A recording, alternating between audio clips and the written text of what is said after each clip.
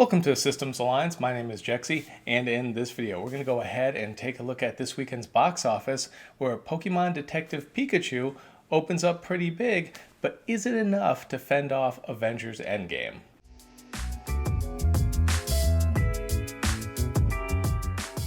So despite the large opening of Pokemon Detective Pikachu, it finishes number 2 this weekend because number 1, yet again, for the third week in a row, is Avengers Endgame, falling just a bit over 57% to finish with just a bit over $63 million. Now in my last video, my question that I posed, the main question was, Avengers Endgame, it's on pace to hit $3 billion, but can it hit $4 billion? And that $4 billion or 4.1 is a magic number because once you factor in inflation, Titanic is at that $4.1 billion mark.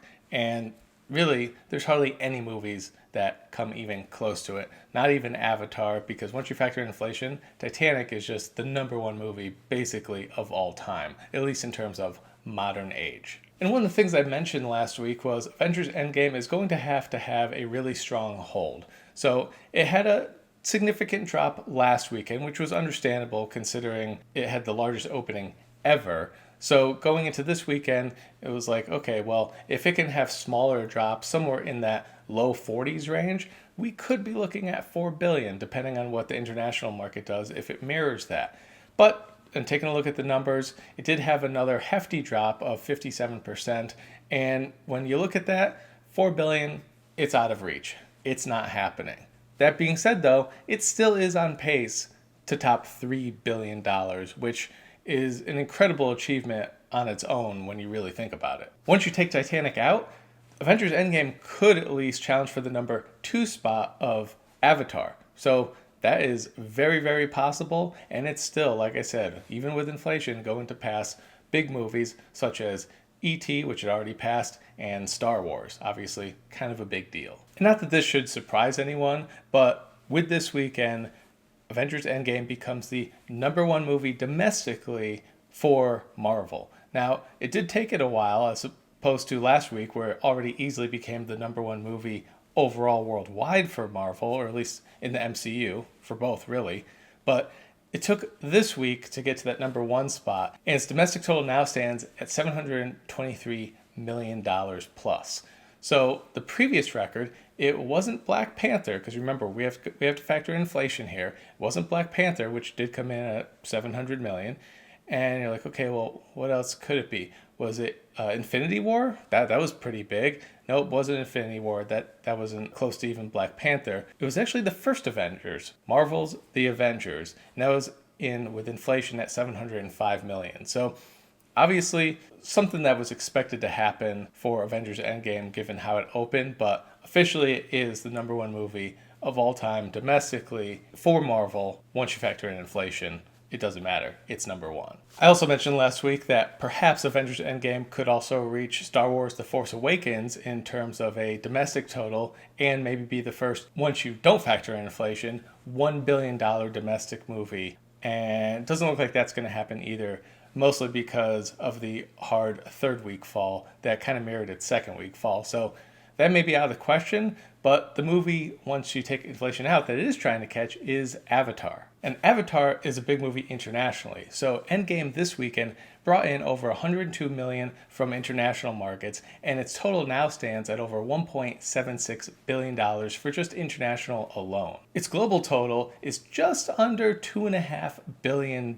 So it'll pass 2.5 at some point this week. So it doesn't trail Avatar by too much, whether it's international or domestic. At this point, it's just, is it going to catch it? And one, I think so. And also, can it get up to 3 billion? And I have confidence that it can do that as well. Now, coming in at number 2 this weekend is Pokemon Detective Pikachu with $58 million domestic. Now, that is, if you don't factor inflation, the largest opening of all time for a video game movie. And the reviews back it up as maybe, you could argue, the only and first good video game movie of all time. Now, I do have to be fair though. Once you do factor in inflation, it does stand at number 2 all time. And what movie is that? Well, it's actually Lara Croft's Tomb Raider. So the original with Angelina Jolie, that is still the biggest video game opening of all time. And I'd have to check the numbers, but might be the biggest domestic video game movie of all time. Interestingly enough, the number 2 movie previous to this, and finishing pretty much neck and neck, was actually Pokemon the first movie. So that movie opened almost identical once you factor in inflation to Pokemon Detective Pikachu. So it seems like it almost has the same exact size audience. Now the difference, of course, is international. But before I go into that, I do want to give a shout out to everyone's favorite and what people deemed previously the only good video game movie, even though it was so-so, Mortal Kombat.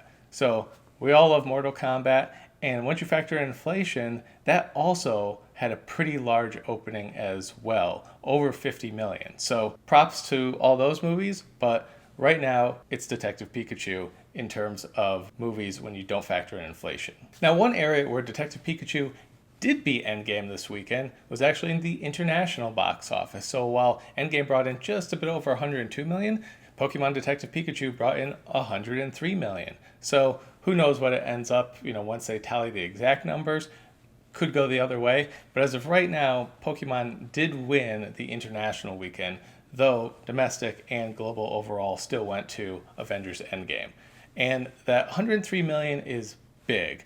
And it's big mainly for this reason, and it does have a little more internationally as well, because its international total includes Japan, which opened the weekend before. But it's big because this movie cost $150 million. So while it may be topping right now $170 million, it's going to need to make a lot of money to make up for a $150 million budget. We're probably looking somewhere in the $450 million range when it's all said and done for this movie to turn a profit. It did have a pretty heavy marketing campaign, so that was pretty pricey. So can it get there? It could get there. It definitely could get there. The international total is definitely going to have to keep holding up. Domestically, it's on pace for maybe about 160 million or so. Maybe it gets a little bit more. Maybe it falls just short. But internationally is where it's really going to have to get its boost in order to turn a profit. But I think it can. Now, coming in at number 3 this weekend is The Hustle. So this is opening up brand new, and it opened with 13.5 million domestic and 13.7 million internationally. So on a movie with a budget of just 18 million and to have already over 27 million, that's pretty good. Now the only problem is the reviews are really, really bad, like in the teens on Rotten Tomatoes. And it's a comedy, and the one thing about it, it says it's not very funny. So if you're a comedy and you're not funny, might lose some audience there. However, I still think this movie will actually turn a profit, mostly because of its small $18 million budget. So even though it may not make a ton of money, it looks like it will make its budget back. Now, coming in at number 4 this weekend, falling just 39% to finish with $6.6 million, is The Intruder.